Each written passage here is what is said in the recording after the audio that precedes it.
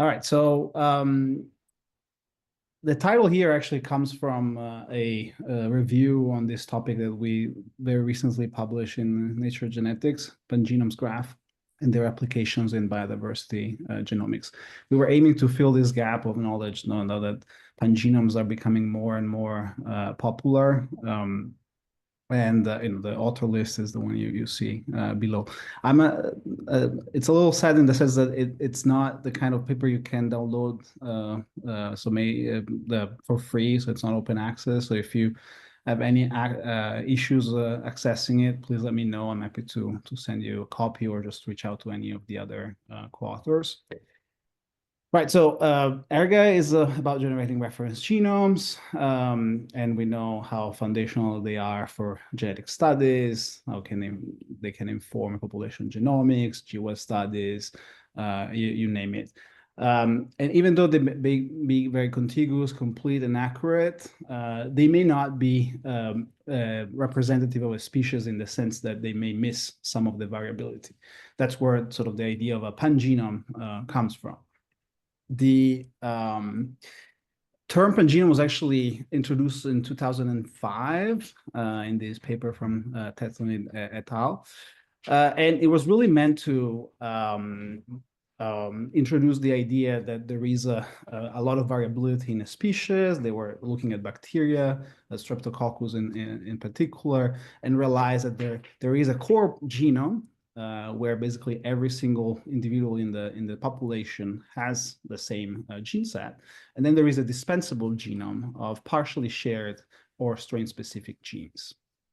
What they also noticed, in particular in the case of bacteria, is that the mathematical extrapolation of the data suggested that there is a gene reservoir that is almost infinite. I mean, of course, it's not really infinite, but in terms of variability, you may have to sequence hundreds of individuals to start to see basically a plateau in the curve of saturation of genes. So, this idea of pangenomes that are open and closed, that's the difference that was introduced at the time. So the idea that basically you can keep sequencing and you will keep adding variability, particularly new genes in the case of bacteria, was what we label as open pangenome. And then a closed pangenome is the idea that actually you reach a plateau relatively soon. And of course, the open pangenomes are more likely to be found in bacteria where there is a horizontal gene transfer. Whereas in eukaryotic species, the idea is that most pangenomes are closed pangenomes with respect to the coding gene number. But when you really look at the total sequence content, they can be considered open. So you have to really sequence a lot of individuals to start to see a plateau. Why is this important? Well, because, of course, distinguishing between core genes and accessory genes may be very interesting from a basic research perspective, understanding the role of the accessory genes, whether they're adaptive or neutral. If you're more on the application side, of course, developing, in the case of bacteria, vaccines that can target the core genome as opposed to something that may be dispensable by a particular strain is definitely a goal. Again, the term pangenome is very broad and has evolved over time. It tends to refer today to a collection of genomic sequences that can be found in the entire species or population rather than a single individual. And again, you had a lot of pangenomes that were published over time, but they meant different things. So if you have noticed in the title of our review, what we were really aiming for was pangenome graphs, and that's where sort of the latest concept of pangenome was introduced. And was introduced in particular by the Human Pangenome Reference Consortium, an initiative funded by the National Human Genome Research Institute, a branch of the NIH in 2019, and was renewed in 2024. Initially, the idea was to sequence 315 individuals, and with the renewal, another 200 individuals will be added to the human pangenome. But again, the idea is that we are not necessarily looking for a collection of sequences, but we're looking for something specific, which I'll explain in a moment. Before we get there, why is this important? Primarily, I would say that the main issue is the issue of reference bias. So even the best, let's say, telomere to telomere reference genome, again, will not be able to capture the diversity of a species. And one obvious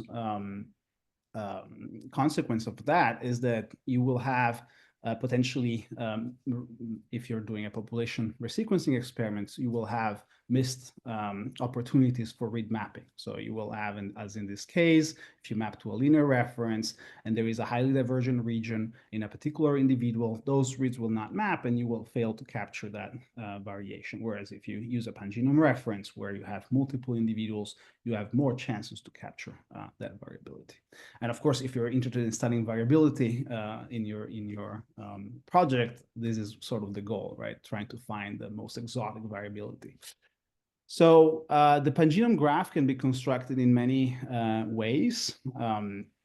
It could be constructed starting from unaligned sequences. In fact, again, before the pangenome graph concept was introduced, aligned sequences were really the pangenome, right? So you would assemble multiple genomes and basically consider them together as a collection, and that would be your pangenome.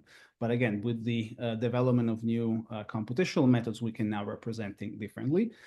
So more frequently, what we do is that we generate a multiple sequence alignment. So we take high quality reference genomes from different individuals and different haplotypes, and we align them to each other to construct the pangenome. The construction essentially involves a number of complex steps that I'm not going to go into too much detail today, but the idea is basically that you can use the homology identified by sequence alignment to generate a graph sequence that can capture the regions that are identical between haplotypes and also the regions of divergence. So in this case, imagine you have 3 haplotypes, and there's a lot of similarities between the sequences, but also some differences. Like in this case, you have a single SNP that is unique to haplotype 1. The pangenome will capture it as a bubble with a single SNP shown here on top for just one haplotype. You can follow the colors to see that. And then other more complex scenarios will be captured by more complex tangles and bubbles in the graph. So there have been 2 main construction methods proposed at this point. Minigraph Cactus. Cactus is a tool that is used for whole genome alignments, reference-free whole genome alignment, and there is a variation of that method basically to build pangenomes. And then there is a PGGB, Pangenome Graph Builder, and they will generate quite different results in most cases. This is still a very, let's say, under development field. So it's interesting also to compare different approaches.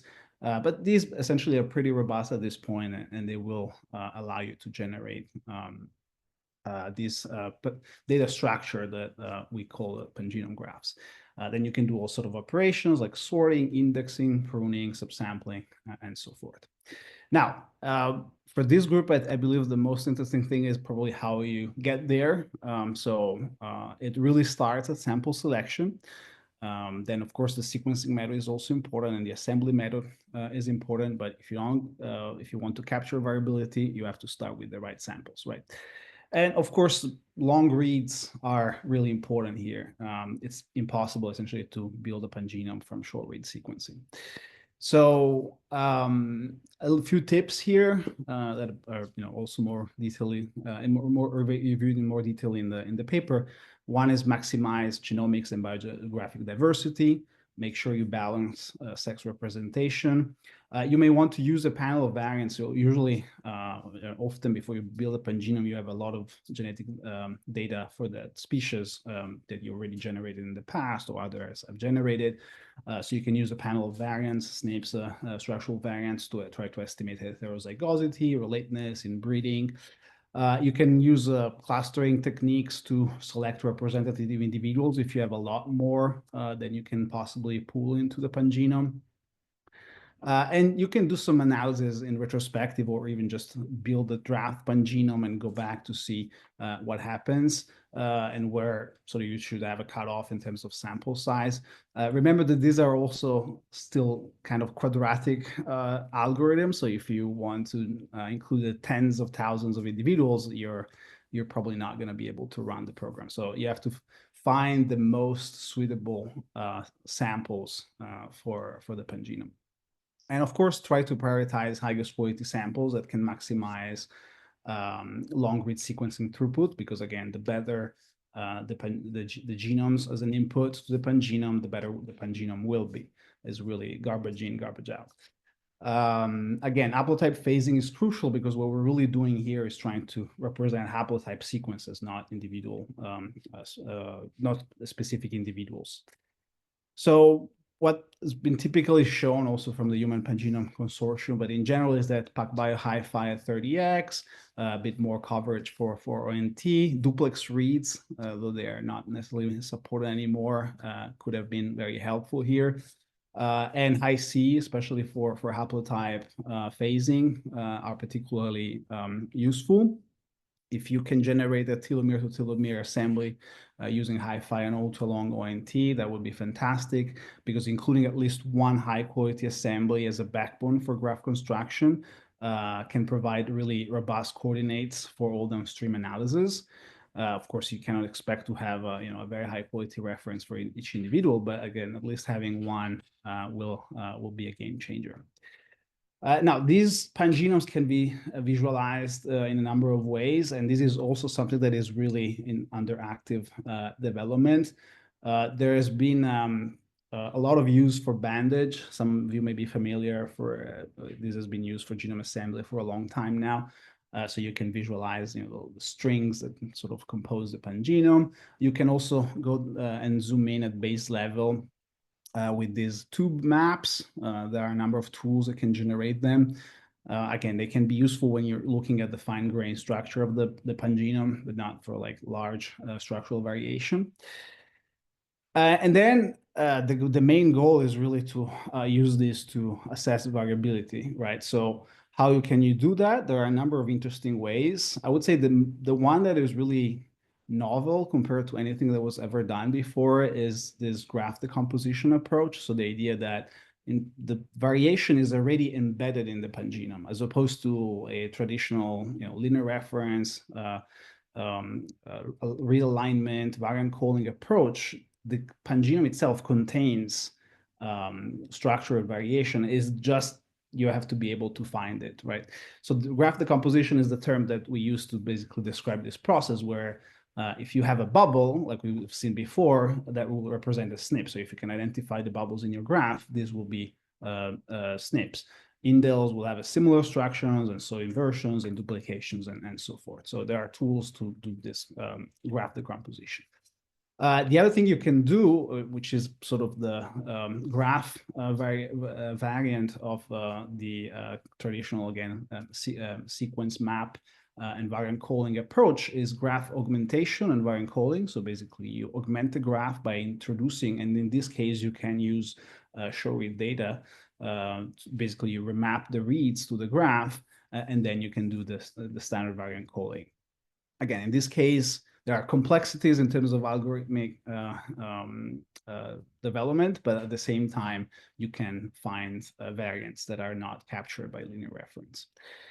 Another thing that you may be interested in doing that, again, it's not allowed by a linear reference, is genotyping on the pangenome. So remember, you have a lot of variation, and if your pangenome really capture the vast majority of genotypes present in the population, there are tools that will allow you to, in this case, for instance, using k-mers, to simply assign and call the genotypes, right? Because all the genotypes are already in the pangenome, or the vast majority are already in the pangenome. You don't really need anything else. You just call genotypes directly on the pangenome. I'll finish by saying that we had initially started to use these approaches in maybe 2021, something like that. to generate the first pangenome for the barn swallow. And when I say we, me and a few colleagues at the University of Milan were very interested in studying the barn swallow from a genetics perspective. And there was a lot of, you can see all these are data points of short read data that was already available at the time for the species and the subspecies. So we generated a traditional catalog of variants, but we were also interested in exploring whether the pangenome could actually help there. So we generated a pangenome using one high quality reference, or what was high quality back then, and 5 hi-fi based additional genomes. And you can see it like a representative tube map here that shows the kind of variation that I described before. And again, by doing this, you can do a number of interesting analysis in terms of the core genes, like the genes that are shared by all individuals in the population, and that there are some other genes that are only found in a few individuals or even just a single individual. Now, the problem here is also our, detection capability, and false negatives can be easily present in this kind of analysis. That's why it's so important that we start with the best possible input. In this particular case, I wanted to highlight the fact that there is, again, even though this would be, our core pangenome, this is the accessory pangenome with all the genes that are only found in one or few individuals. We had to dig deeper, so we went back to the raw reads, the hi-fi reads for this, and as you can see, 79 were found in the raw reads, so there was an assembly issue here, maybe as a consequence of the coverage that we had for some individuals. We were basically having false negatives genes that were apparently missing from that individual, but actually they could still be recovered in the raw reads. And there was a number, 155 in this case, that are still missing.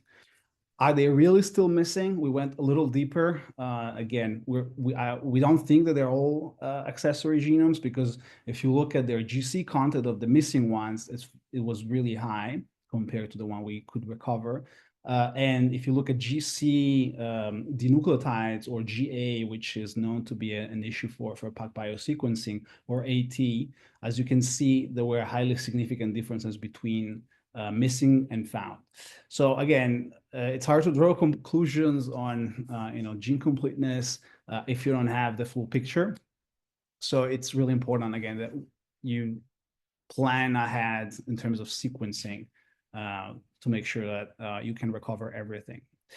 Thank you so much for listening. Again, if you have any questions, I'm happy, or my colleagues will be happy to address them. And again, if you want to access the article, if for whatever reason you can't, just let me know. Thank you very much.